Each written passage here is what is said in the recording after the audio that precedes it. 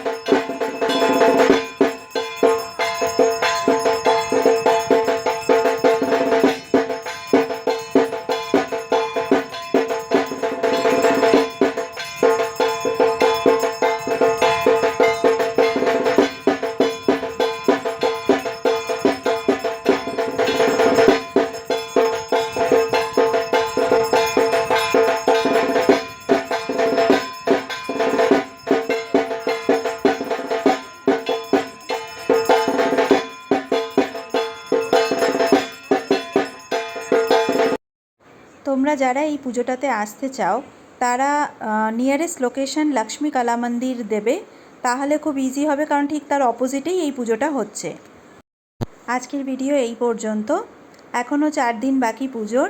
তো আমরা হায়দ্রাবাদে আরও অনেক পুজো দেখতে যাব। যেখানে যেখানে যাব সেই ভিডিওগুলো আপনাদের সঙ্গে ডেফিনেটলি শেয়ার করব। হায়দ্রাবাদের পুজো দেখার জন্য, আরও অনেক পুজো দেখার জন্য আমাদের চ্যানেলটিকে ফলো করুন। আমাদের ভিডিও ভালো লাগলে প্লিজ লাইক অ্যান্ড সাবস্ক্রাইব করতে ভুলবেন না।